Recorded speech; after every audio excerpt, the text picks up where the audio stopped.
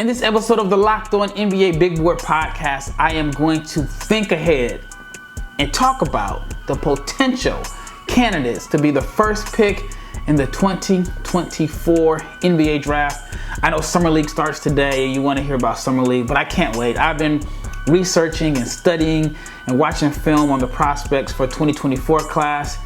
Not as strong of a class as 2023, but I just wanted a break from talking about the 2023 guys to talk about 2024. So stay tuned to find out the candidates that could be the number one pick in next year's draft.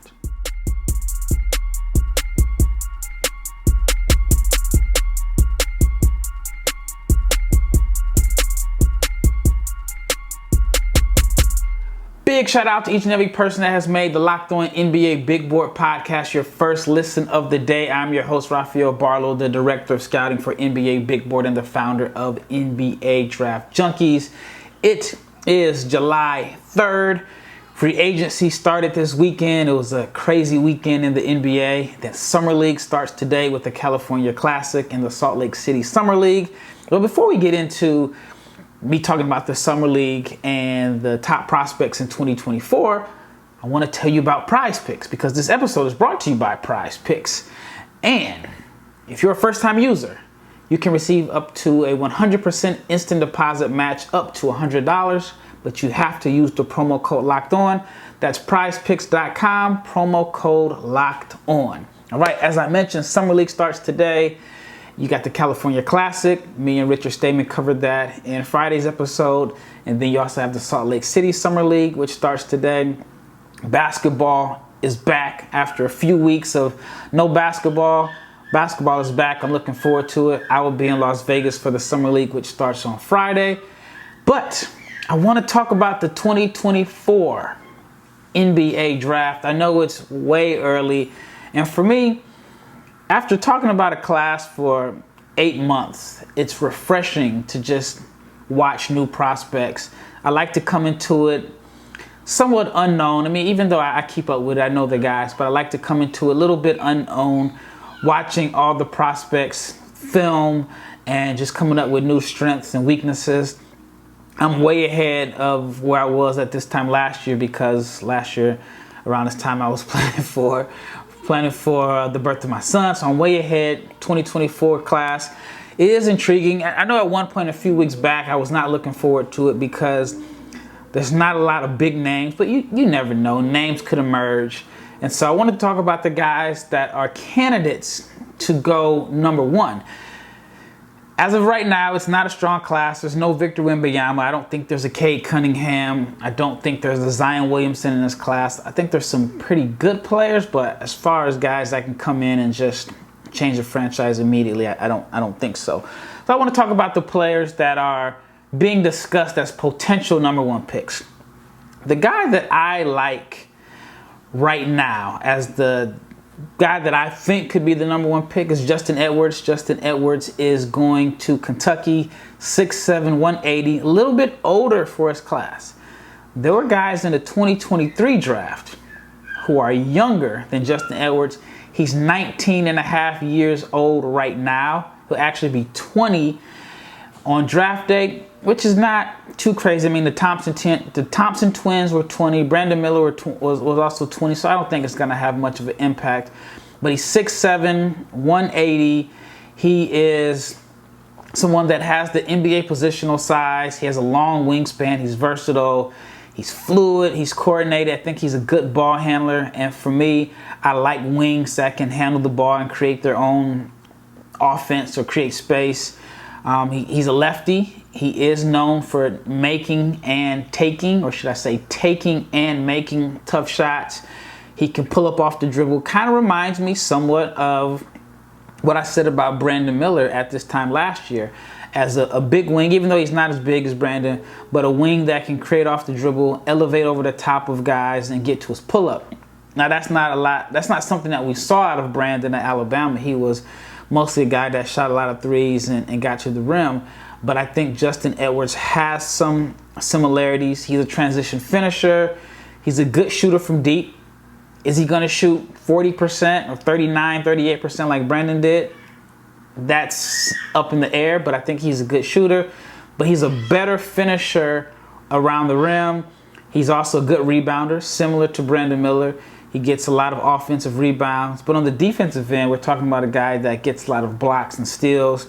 He averaged over a block per game based off of the numbers and the stats that I had.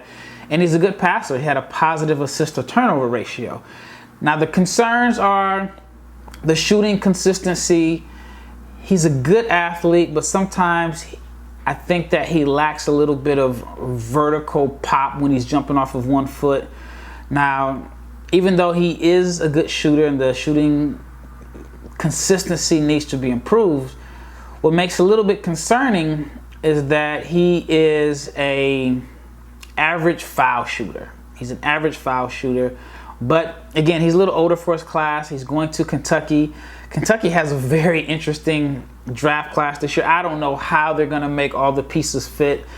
I have no idea. You got DJ Wagner, then you got Rob Dillingham, who's like my favorite player to watch from an entertainment standpoint. I'm just curious to see how that's going to pan out because Rob needs a lot of freedom. He is dancy and fancy, shifty, but he needs a lot of freedom to be him. So I'm just wondering how that's all going to work out. But Kentucky's dilemma is nothing like the dilemma that they're facing with the G League Ignite. Now, the Ignite have so many prospects. I think there's like 8 prospects that all have like first round potential. Now, I know Dink Pate is one of the players that they signed. He's not eligible for this year's draft, but he's someone that I think is going to be really good. Somebody we're going to be talking about in 2025. Now, the debate is, who is the best prospect on the Ignite? Is it Matas Buzelis, a 6'11", 200-pound wing, or is it Ron Holland, a 6'8", 200-pound undersized 4/wing? And Ron is young. Ron is only 18 years old. So I'm going to start with Matas Buzelis. And I had a chance to watch him play at Basketball Without Borders All-Star Weekend, and I thought he was good. He was the best player there. He was the MVP there. But I didn't see like #1 pick in him. Like, it didn't scream #1 pick. Sometimes when I watch a guy play, I automatically say, all right, this is #1 pick. Whether it was Banchero, whether it was Cade, Jalen Green. I mean, you can even say the same about Scoot. I mean, I knew Victor was #1 before he could even get a driver's license. Matas screamed lottery pick, top 5. I didn't see #1 pick, but it's a possibility. Again, 6'11", 195. He's very skilled. He's a skilled wing at 6'11". He's coordinated, fluid, handles the ball like a guard, plays like what you would want out of your modern day your modern day forward or your modern day 3. Should be able to go between playing the 3 and the 4, offers the versatility. He can shoot the ball, has some creativity with the ball in his hands. He's a good athlete. Not like freakishly great, but he is a good athlete. And you really see it in transition on the defensive end where he gets a lot of steals and finishes there. He is a very good 3-point shooter. According to my numbers, he shot 43% last season. And he's a guy that can be like your 3 and D wing that can create his own shot. So again, I get the intrigue, like I said. Just doesn't scream #1 pick to me. But I like the defensive upside, plays the passing lanes, the versatility, like I said, as far as the ability to switch. He is also a pretty good passer.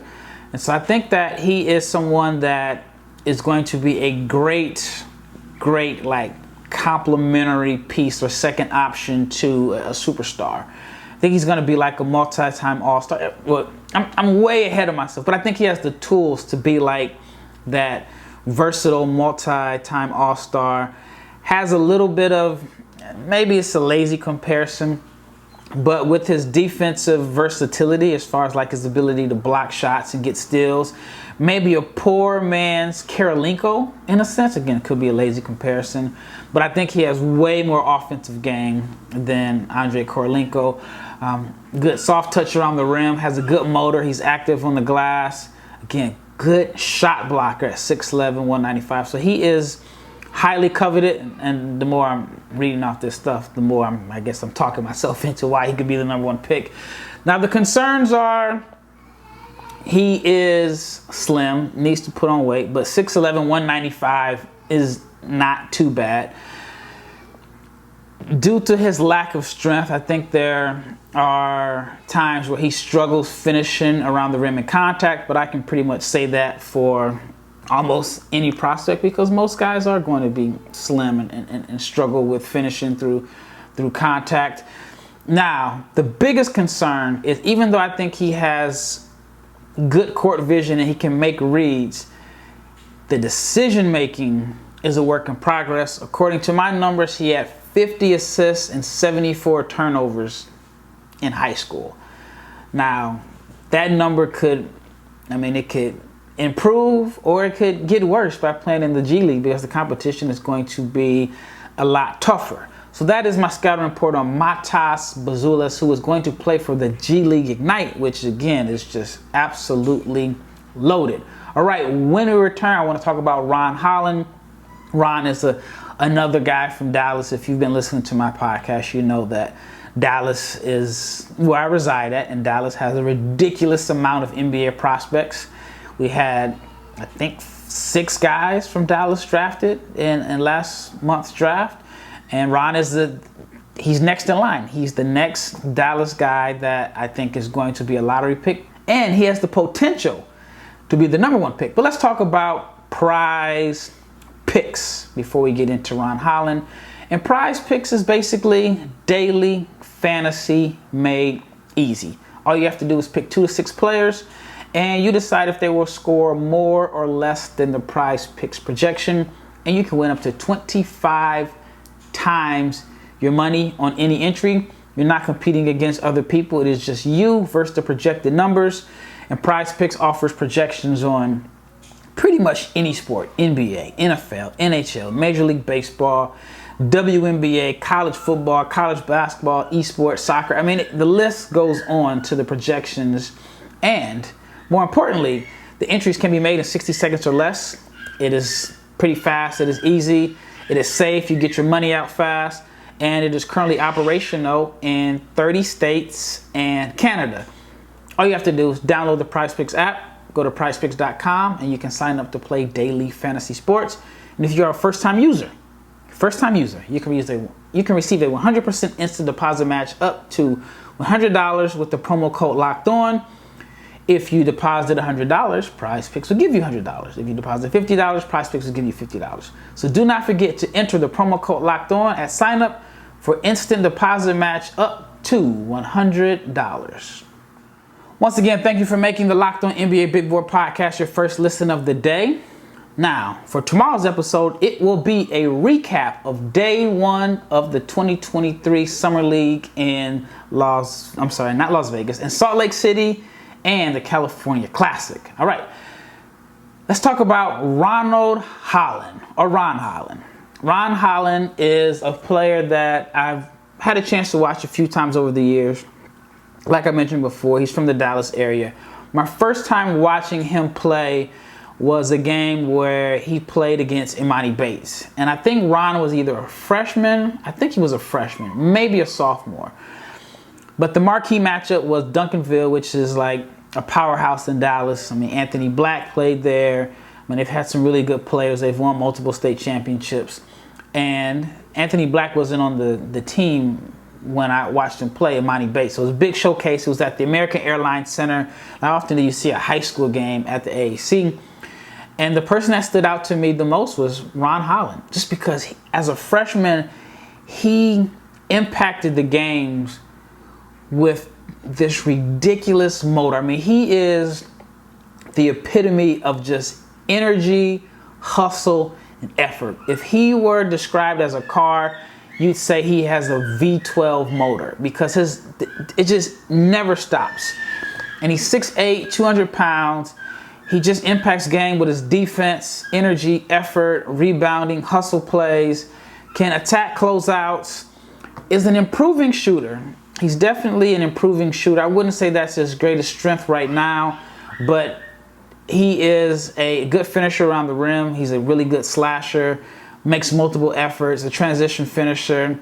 He's a good scorer off the dribble. May not necessarily be like the shake and bake and creating space and like as far as like being really shifty, but it's more so you give him 2 dribbles and he's very efficient with his dribble. He's getting to his spots, which is getting downhill, getting to the rim. Does have a good touch around the rim, is a good finisher, but his biggest asset is his defense, the energy, the motor, and he is a good passer. Not necessarily like, you know, like a point forward type passer, but he is a great ball mover, has really good instincts, very unselfish, and he's just a winner. He's a winner, and he's the type of guy that brings the effort on. And I know I keep talking about effort, energy, but I mean, when you talk about Ronald Holland, you can't not talk about the effort and the energy. He gets rebounds, turns rebounds into personal fast breaks, really good athlete. Now, the concern is his NBA position. Now, I know the NBA is positionless, but he's about 6'8". He's not necessarily like a natural wing. I would love it if he was like 6'11" or 7 foot. He would be a lock to be the #1 player in the draft. I think if he were like that tall, you probably want to compare him to like Anthony Davis.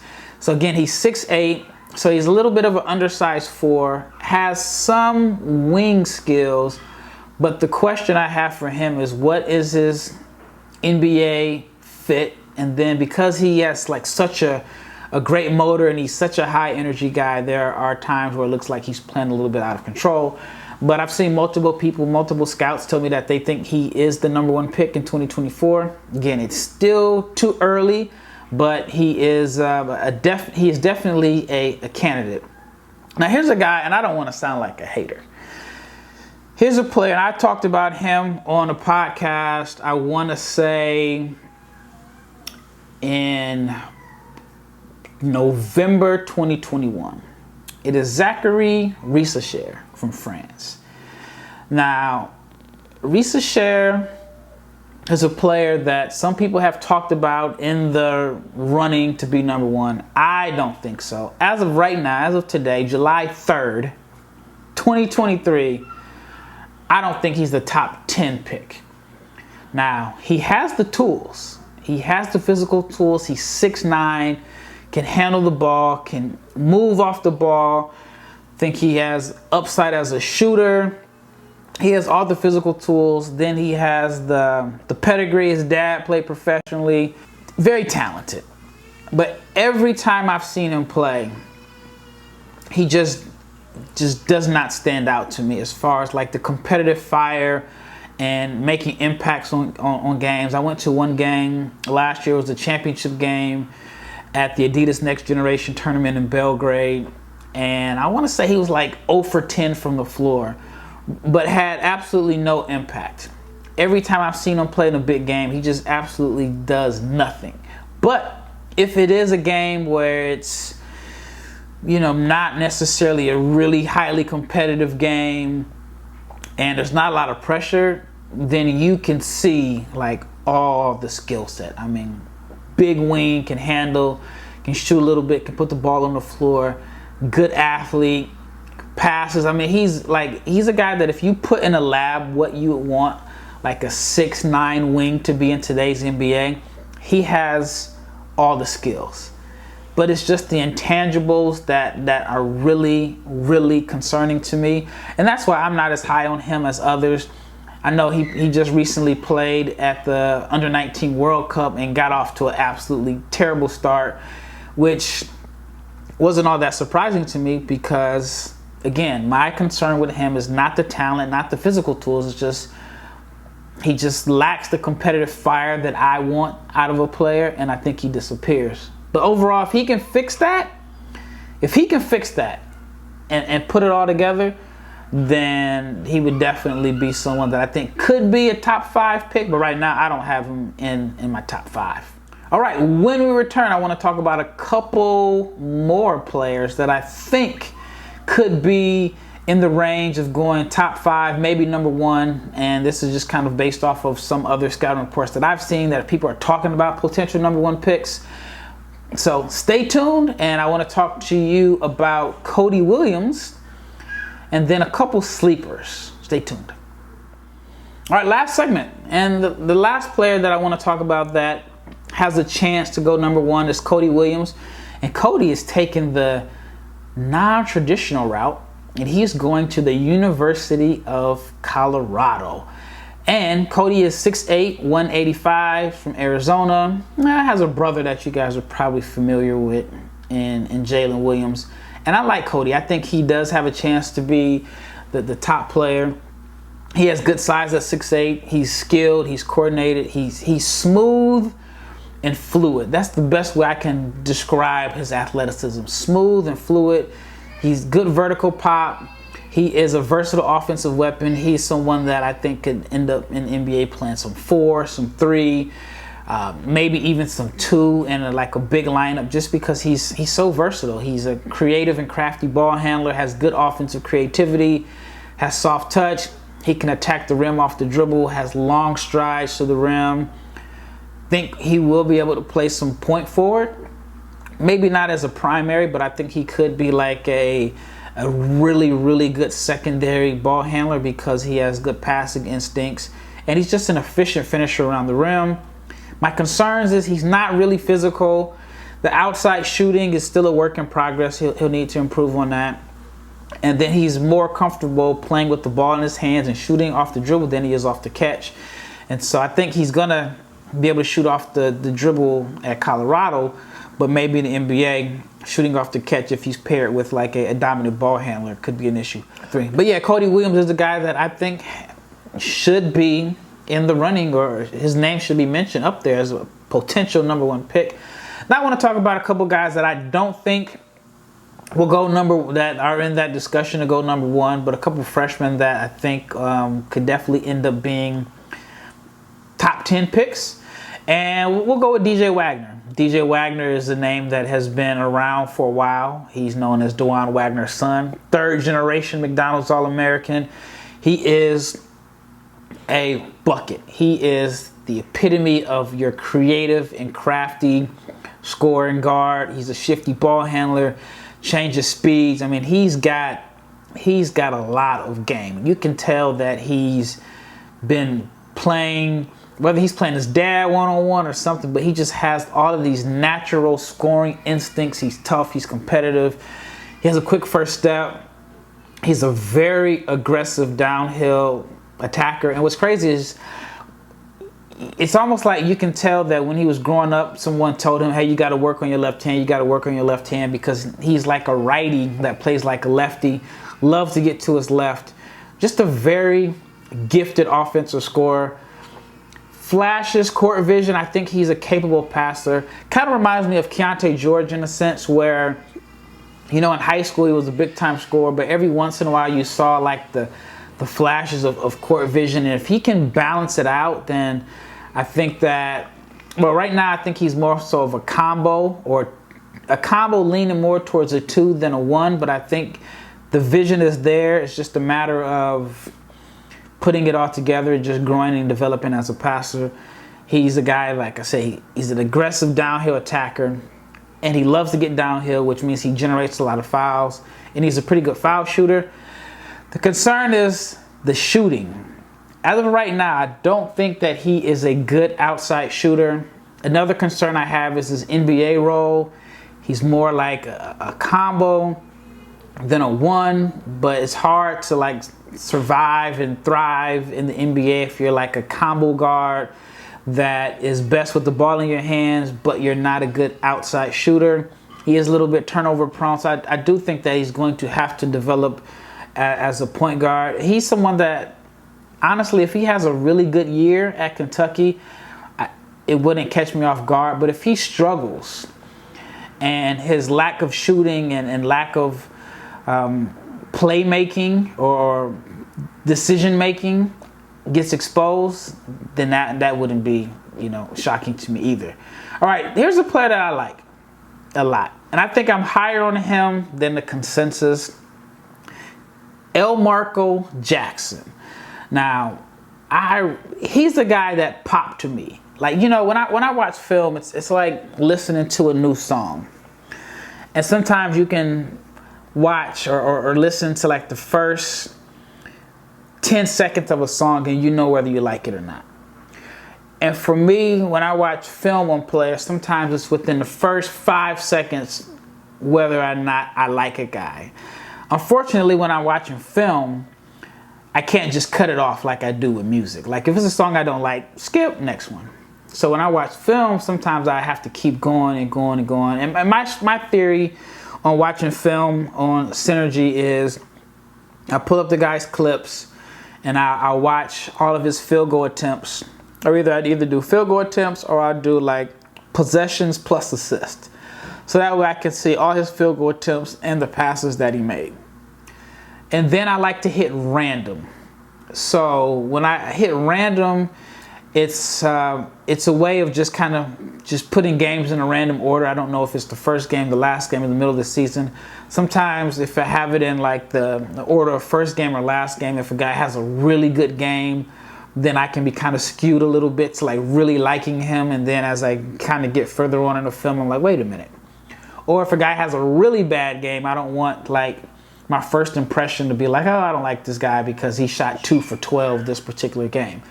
So I like to put it on random, and it can still happen when I do it like that on random, but it just kind of gives you just different games and different points throughout the season.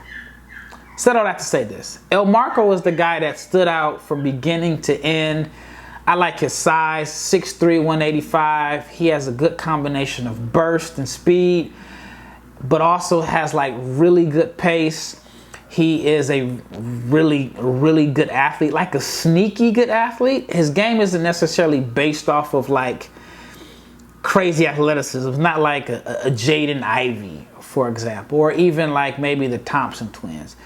It is like pace and handles and shiftiness, and then boom, he takes off and you're like, wow. I mean, there are a couple plays where he, you know, got to a spot, made a crossover, and just took off and finished above the rim.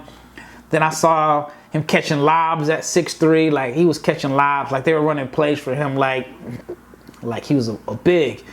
He's fast in the open floor, good transition finisher, has the handle and pace to like get to his spots. And usually when you see athletic guards, they usually just have one speed, and they don't necessarily have the pace or the rhythm to just get to their pull-up jumper, which is something El Marco does. He's creative off the dribble, crafty, knows how to create space, whether it's step backs or just getting defenders off balance with his ball handling. Again, quick first step, loves to get downhill, can pressure the rim, is a good pull-up shooter. And like I mentioned, he can get to a spot and has the pace, kind of like Scoot in a sense. I don't know if he's as good of an athlete as Scoot, but the pace to get to his pull-up is there, which is something that I really like. And defenders just can't stay in front of him. He's a good foul shooter. The concern is he a point? I know based off the numbers that I had, he had a negative assist-to-turnover ratio, which is always concerning. And then he's going to Kansas, and they have DeJuan Harris, who's going to have the ball in his hand. So he's going to have to play off the ball. And then Kansas also has Arterio Morris. And so I just wonder, like, I don't know how it's going to work, but El Marco Jackson really stood out to me. He is the player that I am higher on than the consensus. I've seen a couple mocks, and they have him going late first round.